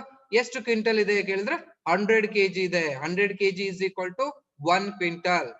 100 kg is equal to 1 quintal. ಅದ ಇನ್ನು ತುಂಬಾ ಬೆಳೆದಿದ್ದೀವಿ, ಎಷ್ಟು ಟನ್ ಗಟ್ಲೆ ನಾವು ಬೆಳೆದಿದ್ದೀವಿ. ಎಷ್ಟು ಟನ್ ಆಗಿದೆ, ನಮ್ಮ ಹತ್ರ 2 ಟನ್ ಇದೆ. 2 ಟನ್ ಅಂದ್ರೆ ಏನಾಯ್ತು, 1000 kg ಪ್ಲಸ್ 1000 kg 2000 kg ಇದ್ರೆ ನನಗೆ 2 ಟನ್ ಅಂತ ಆಯ್ತು. ಅಂದ್ರೆ 1 ಟನ್ is equal to ನನಗೆ 1000 kg ಅಂತ ಆಯ್ತು ಅಲ್ವಾ. ಈಗ ನಾನು ಹೇಳಕ್ ಆಗೋದಿಲ್ಲ ನನ್ನ ಹತ್ರ 2500 kg ನಾವು ಈ ಸತಿ ಭತ್ತ ಬೆಳೆಸಿದ್ದೀವಿ, ಇಷ್ಟು ದೊಡ್ಡದು ನನಗೆ ಕಾಣಿಸ್ತು. ಇದು 2500 kg ನಾನು ಹೇಳ್ತೀನಿ ನಾನು 2.5 ಟನ್ ಅಷ್ಟು ನಾವು ಭತ್ತ ಬೆಳೆದಿದ್ದೀವಿ ಅಂತ ನಾನು ಹೇಳ್ಬಿಟ್ರೆ ಈಸಿನಾ ಇದು. ಸೊ ಅದಕ್ಕೆ ಏನ್ ಮಾಡ್ತೀವಿ, we are going to use these are the some practical units ಅಂತ. ಇನ್ನೊಂದಿದೆ ಲೂನಾರ್ ಮಂತ್. ಏನಿದು ಲೂನಾರ್ ಮಂತ್? 27.3 ಡೇಸ್ ಅಂತ ಇದೆ. ಲೂನಾರ್ ಮಂತ್ ಅಂತ ಹೇಳಿದ್ರೆ it is the time taken by the moon to rotate around the earth. Earth ಸುತ್ತ ಏನಾಗ್ತಿದೆ, ಅದು ರೊಟೇಷನ್ ಆಗ್ತಿದೆ ಅಲ್ಲ, ರೊಟೇಷನ್ ಆಗೋದಕ್ಕೆ ಅದು ಎಷ್ಟು ದಿನ ತಗೊಳ್ತಾ ಇದೆ ಅಂತ ಹೇಳಿದ್ರೆ 27.3 ಡೇಸ್ ನಂಗೆ ತಗೊಳ್ತಾ ಇದೆ. ಅದನ್ನ ಹೇಗೆ ನಾವು ಫೈಂಡ್ ಔಟ್ ಮಾಡ್ತೀವಿ ಅಂತ ಹೇಳಿದ್ರೆ, ಯು ನೋ ಅದನ್ನ ಲೂನಾರ್ ಮಂತಿನ ಡೆಫಿನೇಷನ್ ಏನ್ ಹೇಳ್ತೀವಿ ಅಂತ ಹೇಳಿದ್ರೆ, it is the time period from one full moon to next full moon. ಸರಿನಾ, ಒಂದು ಫುಲ್ ಮೂನ್ ಆಗ್ಬೇಕು ಅಂತ ಹೇಳಿದ್ರೆ ನಿಮ್ಗೆ 15 ಡೇಸ್. ಈ 15 ಡೇಸ್ ಅಲ್ಲಿ ನನಗೆ ಏನಾಯ್ತು, ನನಗೆ ಫುಲ್ ಮೂನ್ ಆಯ್ತು. ಓಕೆ, ಫುಲ್ ಮೂನ್ ಆಯ್ತು. ನೆಕ್ಸ್ಟ್ 15 ಡೇಸ್ ಗೆ ನನಗೆ ಏನಾಗುತ್ತೆ, ಫುಲ್ ಮೂನ್ ಇರುತ್ತಾ? ಇಲ್ಲ ಅಂತ ಹೇಳಿದ್ರೆ ಅಲ್ಲಿ ಅಮಾವಾಸ್ಯೆ ಹುಣ್ಣಿಮೆ ಅಂತ ನಾವ್ ಹೇಳ್ತೀವ. ಇದು ನನಗೆ ಹುಣ್ಣಿಮೆ ಆದ್ರೆ ಇದು ನನಗೆ ಅಮಾವಾಸ್ಯೆ ಆಯ್ತು. ನೆಕ್ಸ್ಟ್ ಮತ್ತೆ ಇಲ್ಲೊಂದು ಫುಲ್ ಡೇಸ್ ಬರುತ್ತಲ್ವಾ, so this will be full day. ಇಲ್ಲಿ 15 ಡೇಸ್ ಅಂದ್ರೆ ಟೋಟಲ್ ಡೇಸ್ ಎಷ್ಟಿರುತ್ತೆ ನನಗೆ 30 ಡೇಸ್ ನನಗೆ ಸಿಗುತ್ತೆ. ಸೊ ಲೂನಾರ್ ಫುಲ್ ಮೂನ್ ಆಗ್ಬೇಕು ಅಂತ ನನಗೆ 13 ಡೇಸ್ ಆಗುತ್ತೆ.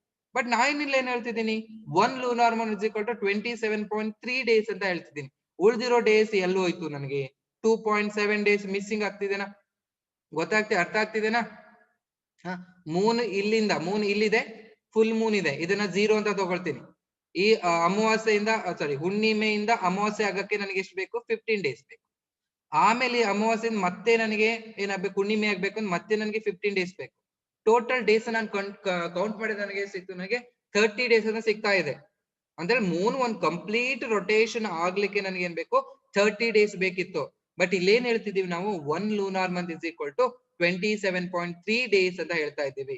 ಹಾಗಾದ್ರೆ ಇನ್ನು 2.7 ಅಷ್ಟು ನನಗೆ ಏನಾಗ್ತಿದೆ, ಮಿಸ್ ಆಗ್ತಿದೆ. ಎಲ್ಲಿ ಮಿಸ್ ಆಗ್ತಿದೆ ಅಂತ ಹೇಳಿದ್ರೆ, ಮೂನ್ ಹೇಗೆ ರೊಟೇಟ್ ಆಗ್ತಿದೆ ಅದೇ ರೀತಿ ನನಗೆ ಅರ್ತ್ ರೊಟೇಟ್ ಆಗತ್ತಾ?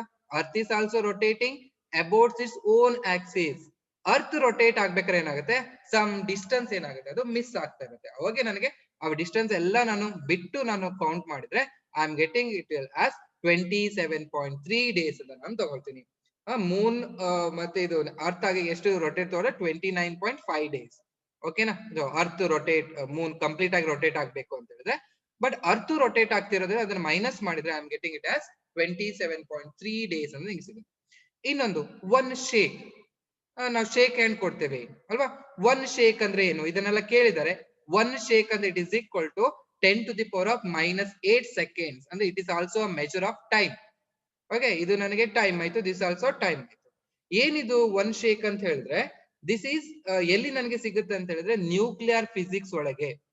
ಓಕೆ, ನ್ಯೂಕ್ಲಿಯರ್ ಫಿಸಿಕ್ಸ್ ಒಳಗೆ ನ್ಯೂಕ್ಲಿಯರ್ ರಿಯಾಕ್ಷನ್ಸ್ ಗಳನ್ನ ನಾನು ಸ್ಟಡಿ ಮಾಡ್ಬೇಕಾರೆ, ಅಲ್ಲಿ ಎಲಿಮೆಂಟರಿ ಪಾರ್ಟಿಕಲ್ಸ್ ಅಂತ ಬರ್ತಿದ್ದೀನ, ಆ ಅಲ್ಲಿ ಟೈಮ್ ಅನ್ನ ಮೆಜರ್ ಮಾಡ್ಬೇಕಾರೆ, ಈಗ ನನಗೆ ಏನಾಯ್ತು, ಪ್ರೋಟಾನ್ ಇತ್ತು, ನೆಕ್ಸ್ಟ್ ಏನಾಯ್ತು ಇಲೆಕ್ಟ್ರಾನ್ ಆಗ್ಬಿಡ್ತು. ಆ ಡಿಸ್ಟೆನ್ಸ್ ಎಷ್ಟು ಟೈಮ್ ನ ಮೆಜರ್ ಮಾಡೋದಕ್ಕೆ ನಾನು ಹೇಳ್ತೀನಿ ಒನ್ ಶೇಕ್ ಅಂತ ನಾನು ರಿಪ್ರೆಸೆಂಟ್ ಮಾಡ್ತೀನಿ.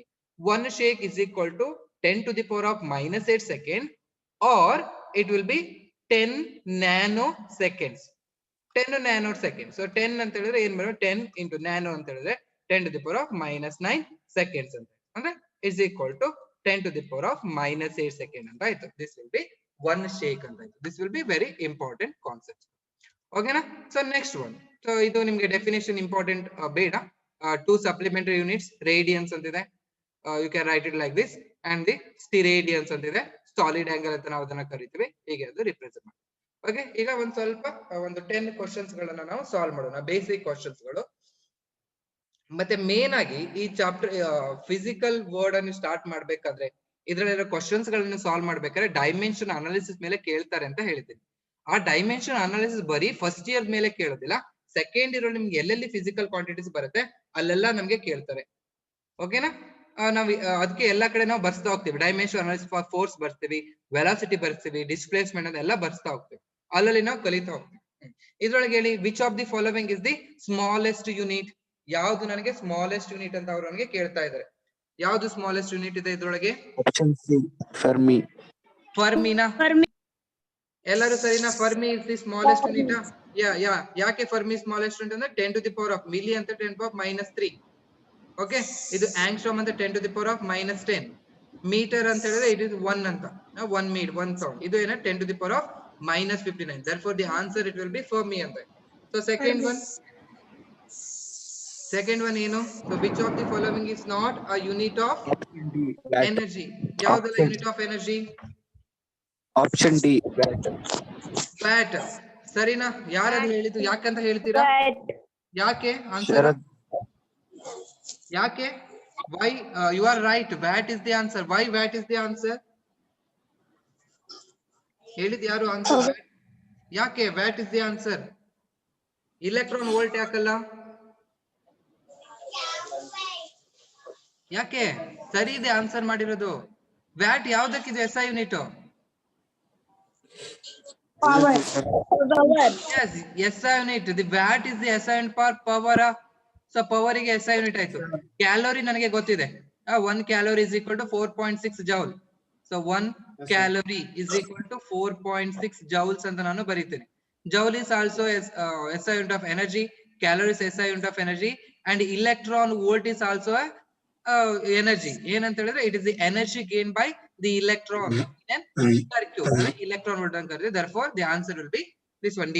ಇವೆಲ್ಲ ಬೇಸಿಕ್ ಕ್ವಶನ್ಸ್ ಆಯ್ತಾ, ನಿಮಗೆ ಗೊತ್ತಿರುತ್ತೆ ಯೂಶುವಲಿ, ಅದಕ್ಕೆ ಇದ್ರಲ್ಲಿ ಒಂದೇ ಒಂದು ಕ್ವಶನ್ ನ ಕೇಳೋದು. So a watt is, so watt ಅಂದ್ರೆ ಏನು ಹಾಗಾದ್ರೆ? ಯಾವ್ದು ಆನ್ಸರ್ ಗೆ? watt is the SI unit of, ನೀವೇನ ಪವರ್ ಅಂತ ಹೇಳಿದ್ರೆ, ಆದ್ರೆ ಯಾವ್ದು ಇದಕ್ಕೆ ಆನ್ಸರ್ ಪವರ್ ಗೆ? Option A, KG metre per second square. Option A ಇದನ್ನ ಆಪ್ಷನ್ ಎ ಇದ್ದೀರಾ? ಕೆಜಿ, ಹೀಗೆ ಕೆಜಿ ಮೀಟರ್ ಪರ್ ಸೆಕೆಂಡ್ ಬರೆದ್ರೆ ಏನಾಯ್ತು? ಕೆಜಿ ಅಂತ ಹೇಳಿದ್ರೆ ನಾನು ಮಾಸ್ ಬರಿಬಹುದು. Okay, mass into metre per second square ಅಂತ ಹೇಳಿ ಇಟ್ ವಿಲ್ ಬಿ ಎಕ್ಸಲರೇಷನ್. ಇಲ್ಲಿ a watt is equal to mass into acceleration ಅಂದ್ರೆ ಏನು? It is F is equal to m into a. But ನೀವು ಇದು ಆನ್ಸರ್ ಅಂತ ಹೇಳ್ತಿದ್ದೀರಾ? ಆನ್ಸರ್ ಎ ಅಂತ ಹೇಳ್ತಿದ್ದೀರಾ. It is not answer A. ಗೊತ್ತಾಯ್ತಾ? ಈಗ ಬರ್ಕೋಬೇಕು. ಕೆಜಿ ಅಂತ ಹೇಳಿದ್ರೆ ಮಾಸ್ ಆಯ್ತು, ಮೀಟರ್ ಪರ್ ಸೆಕೆಂಡ್ ಸ್ಕ್ವೇರ್ ಅಂತ ಹೇಳಿದ್ರೆ ಎಕ್ಸಲರೇಷನ್ ಆಯ್ತು, mass into acceleration is nothing but force ಆಯ್ತು. ಅದ್ರಲ್ಲಿ ವ್ಯಾಟ್ ಹೆಂಗಾಯ್ತು? ಫೋರ್ಸೇ ಬೇರೆ, ಪವರೇ ಬೇರೆ ಅಲ್ವಾ? ಬಿ ಅಂತೆ ಆನ್ಸರ್. ಸೊ ಬಿ ಅಂತ ಯಾರು ಹೇಳ್ತಿದ್ದೀರಾ? ಯಾಕೆ ಬಿ ಅದು ಸರಿ? ನಂದು answer is so okay, answer is it is nothing but B ನೇ ಆನ್ಸರ್. ಯಾಕೆ ಅಂತ ಹೇಳ್ಬೇಕು ಅಲ್ವಾ? ಈಗ ನಾನು ಕೆಜಿ ಮೀಟರ್ ಪರ್ ಸೆಕೆಂಡ್ ತಗೊಳ್ತೀನಿ. ಕೆಜಿ ಅಂತ ಹೇಳಿದ್ರೆ ನನಗೆ ಏನಾಯ್ತು? ಮಾಸ್ ಇಂಟು ವೆಲಾಸಿಟಿ ಅಂತ ಆಯ್ತು. ಮಾಸ್ ಇಂಟು ವೆಲಾಸಿಟಿ ಅಂತ ಹೇಳಿದ್ರೆ ಅದು ನನಗೆ ಮೊಮೆಂಟಮ್ ಆಯ್ತು. ಅಂದ್ರೆ ಇದು ಆನ್ಸರ್ ಅಲ್ಲ, ಇದು ಆನ್ಸರ್ ಅಲ್ಲ. ನಿಮ್ಗೆ ಸಾಲ್ವ್ ಮಾಡ್ಬೇಕಾದ್ರೆ there are 2 methods of solving a problem. ಹೇಗೆ ಅಂತ ಹೇಳಿದ್ರೆ ಆಪ್ಷನ್ಸ್ ಒಳಗೆ 50%, ಈಗ KBC ಎಲ್ಲ ಆಡ್ತಾರೆ ನೋಡಿ, ಅಲ್ಲಿ 50-50 ಅಂತ ಆಪ್ಷನ್ಸ್ ಇರುತ್ತೆ. ಎರಡು ಯಾವ್ದು ರಾಂಗ್ ಆನ್ಸರ್ ಇದೆ ಅಂತ ತೆಗೆದು ಬಿಡ್ತಾರೆ. ಆ ತರ ಆಪ್ಷನ್ಸ್ ನೀವು ತಗೋಬಹುದು. ಯಾವ್ದಾದ್ರು ಒಂದು ಸಾಲ್ವ್ ಮಾಡ್ತಾ ಹೋಗ್ತಾರೆ, ಇವೆರಡು ಆನ್ಸರ್ ನಿಮಗೆ ಅಲ್ಲ ಅಂತ ಗೊತ್ತಾಯ್ತು. ಅವಾಗ ಇನ್ನು 2 ಆನ್ಸರ್ ಉಳಿತು, ಬಿ ಮತ್ತೆ ಡಿ ಒಳಗೆ. ಬಿ ಮತ್ತೆ ಡಿ ಒಳಗೆ ಯಾವ್ದು ಸರಿ ಆನ್ಸರ್ ಅಂತ ನೀವು ಚೆಕ್ ಮಾಡ್ಬೇಕು. ಅದಕ್ಕೆ ನಿಮಗೆ ಪವರ್ ಡೆಫಿನೇಷನ್ ಗೊತ್ತಿರಬೇಕು. Power is equal to work done divided by ನಿಮಗೆ ಟೈಮ್ ಅಂತಿದೆ. ಈ ವರ್ಕ್ ಡನ್ ಅಂತ ಹೇಳಿದ್ರೆ it is nothing but force into ನನಗೆ ಡಿಸ್ಪ್ಲೇಸ್ಮೆಂಟ್ ಡಿವೈಡ್ ಬೈ ಟೈಮ್ ಅಂತ ಆಯ್ತು. ಫೋರ್ಸ್ ಗೆ ಏನ್ ಬರ್ದಿದ್ರು? ಇಲ್ಲಿ ಬರ್ದಿದ್ರು ಫೋರ್ಸ್ ಗೆ ಏನ್ ಬರ್ದಿದ್ರು? KG metre per second square ಅಂತ ಬರ್ದಿದ್ರು. ಡಿಸ್ಟೆನ್ಸ್ ಗೆ ಏನ್ ಬರುತ್ತೆ? ನನಗೆ ಮೀಟರ್ ಬರುತ್ತೆ. ಡಿವೈಡ್ ಬೈ ನನಗೆ ಟೈಮಿಂಗ್ ಏನ್ ಬರುತ್ತೆ? ಸೆಕೆಂಡ್ ಬರುತ್ತೆ. ಇದೆಲ್ಲ ಮಾಡಿದ್ರೆ ನನಗೆ KG metre into metre, metre square ಆಯ್ತು. ಈ ಸೆಕೆಂಡ್ ಮೇಲ್ ಹೋದಾಗ ಏನಾಗುತ್ತೆ? ನನಗೆ ಪರ್ ಸೆಕೆಂಡ್ ಕ್ಯೂಬ್ ಅಂತ ಆಗುತ್ತೆ. therefore the answer is answer B. ಓಕೆನಾ? ಸ್ಮಾರ್ಟ್ ಆಗಿದೆ ಆನ್ಸರ್ ಮಾಡ್ಬೇಕು ನೀವು. ಫಾಸ್ಟ್ ಏನ್ ಮಾಡಿದ್ರು ಆಪ್ಷನ್ ಎ ಅಂತ ಹೇಳ್ಬಿಟ್ರಿ. ಅದು ಹೇಗೆ ಹೇಳಿದ್ರಿ ಅಂತ ನಂಗೆ ಗೊತ್ತಾಗಿಲ್ಲ, but it will be wrong. 2 marks ಬರುತ್ತೆ ಅಂತ ಹೇಳಿದೀವಿ ನಾನು. ಈಸಿ ಕ್ವಶನ್ಸ್ ಕೇಳ್ತಾರೆ ಅದ್ರೊಳಗೆ. So next one, which of the following is not equal to watt? ಯಾವ್ದು ವ್ಯಾಟಿಗೆ ಈಕ್ವಲ್ ಅಲ್ಲ ಅಂತ ನಿಮ್ಗೆ ಕೇಳ್ತಾ ಇದ್ದಾರೆ. ಆಯ್ತಾ? ಈ ಚಾಪ್ಟರ್ ನಾನು ಅದೇ ಹೇಳಿದ್ದು ನಿಮ್ಗೆ, ಇದು ನಿಮ್ಗೆ ಫಸ್ಟ್ ಬೇಸಿಕ್ ಚಾಪ್ಟರ್ ಆಗಿರೋದ್ರಿಂದ ನೀವು ಸೆಕೆಂಡ್ ಇಯರ್ ತನಕ ಏನ್ ಓದ್ತಿರಲ್ಲ ಅದ್ರೆಲ್ಲ ಕ್ವಶನ್ಸ್ ಕೇಳ್ತಾರೆ. ಆಂಪಿಯರ್ ಇವೆಲ್ಲ ನೀವು ಸೆಕೆಂಡ್ ಇಯರ್ ಅಲ್ಲಿ ಓದು, ಅದ್ರ ಬೇಸಿಸ್ ಮೇಲೆ ನಿಮ್ಗೆ ಅಲ್ಲಿ ಕೇಳ್ತಾನೆ. ಜೌಲ್ ಸೆಕೆಂಡ್ ಇಸ್ ಕ್ಲಿಯರ್ಲಿ ಏನಾಯ್ತು? ನನಗೆ SI ಯೂನಿಟ್ ಅಂತ ಆಯ್ತು. ಆಯ್ತಾ? ಆಮೇಲೆ ನೀವು ಚೆಕ್ ಮಾಡ್ಬೇಕು ಯಾವ್ದು ಆಂಪಿಯರ್ ವೋಲ್ಟ್ ಹೌದಾ, ಅಥವಾ ampere square and ohm and ampere divided by volt ಯಾವ್ದು ಅಂತ ನಾನು ನೋಡ್ಕೋಬೇಕು. ಅದು ನೋಡ್ಕೊಂಡಾಗ ನನಗೆ ಆಂಪಿಯರ್ ವೋಲ್ಟ್ ಅನ್ನೋದು DS ಆಂಪಿಯರ್ ವೋಲ್ಟ್ ಬಿಡಿದಿ ರೈಟ್ ಆನ್ಸರ್. ತಸ್ಮಿಯಾ ಬಾನು ಹೇಳಿದ್ರು ಆಂಪಿಯರ್ ವೋಲ್ಟ್. ಇದು ನನಗೆ ಆಯ್ತು. ಇದು ನೀವು ಫಸ್ಟ್ ಇಯರ್ ಅಲ್ಲಿ ಓದ್ತೀರಾ. ಇದು ನಾನು ಏನಾದ್ರು ಆಂಪಿಯರ್ ವೋಲ್ಟ್ ಅಂತ ಹೇಳಿದ್ರೆ ampere is the SI for current. Volt ಅಂತ ಹೇಳಿದ್ರೆ it is for potential difference ಗೆ. ಅದನ್ನ ಏನ್ ಮಾಡ್ಬೋದು? ನಾನು ಪವರ್ ಅಂತ ಬರಿಬಹುದು. ಈ ಕರೆಂಟ್ ಇರುತ್ತಲ್ವಾ, ನೀವು ಪವರ್ ಹೋಯ್ತು ಅಂತ ಹೇಳ್ತೀರಾ, ಇದು ಈ ಪವರ್. ನೀವು ಇಲ್ಲಿ ಪವರ್ ಮಾಡ್ತಿರೋದು ಯಾವುದೋ ಒಂದು ಕೆಲಸ ಮಾಡ್ಬೇಕಾರೆ ಅದನ್ನ ನಾವೇನ್ ಮಾಡ್ತೀವಿ? ಪವರ್ ಅಂತ ಕರಿತೀವಿ. P is equal to I into V ಅಂತ. ಇದು ಅಷ್ಟೇ. ನನಗೆ ಓಮ್ಸ್ ಲಾ ನಿಮ್ಗೆ ಗೊತ್ತಿದೆ ಅಲ್ವಾ? ಓಮ್ಸ್